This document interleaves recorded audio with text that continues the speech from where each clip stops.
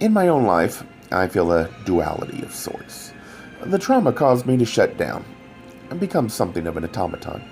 I dealt with other problems, family, work, projects, any hobby, anything that would distract me from relationships or my personal life. Anything was preferable to feeling safe and enjoying life.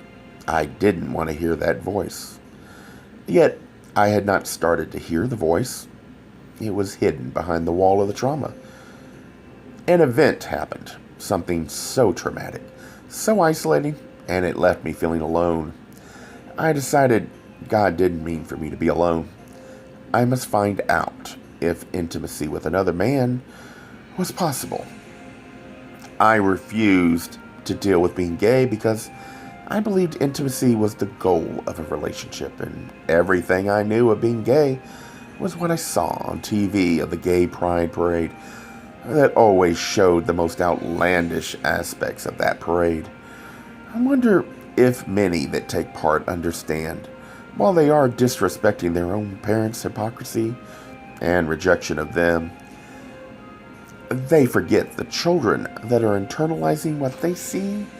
And worse, while you offend the parents, you cause them to say things without thinking in front of that child, so that the child internalizes it.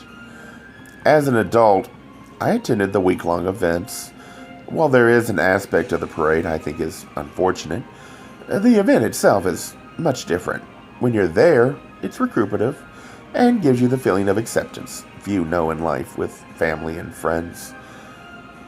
The isolation becomes less of a beast that looms over us. But first you must overcome the damage done to a child by adults that all too often forget it is they that are the weakest and deserve our protection.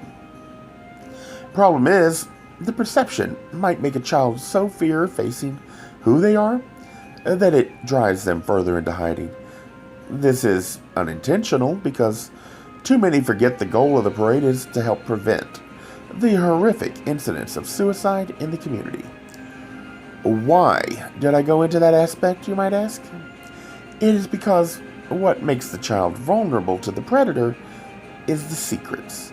They do not yet have a sexual identity. You cannot know for certain before you are entering puberty of this aspect.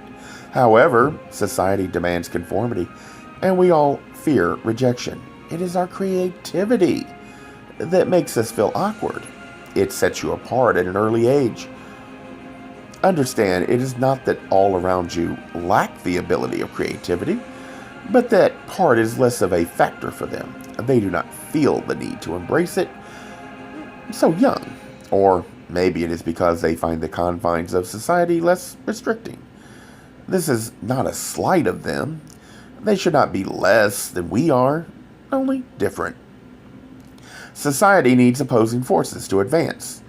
And that is why God created you different.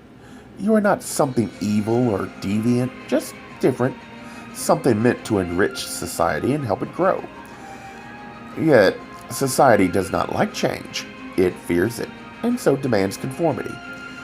It really is much like the undiscovered country, referred to in Shakespeare's Hamlet, Act 3, Scene 1. It creates fear. That fear is like a prison. It draws those different to shut down, to create a closet that we hide. What we fear will lead to rejection. It is that fear that makes us vulnerable to the predator. Our fear makes us shut down because you are attempting to reject who God made you, thinking it will lead to rejection. You can't hide it effectively while you interact with others because it is who you are. And you just let it out in your actions. It just comes out if you're not thinking. And when you're dealing with others, you are responding to them. You're not thinking. So you isolate and you close down. You try to imitate what you see, but are unable to speak up and reveal much about yourself. We eventually neglect friendships, seeing them as too dangerous. And this is what a predator sees. They need to limit the risk to themselves. So you are easy prey. It is not because you are gay, it is because you shut down.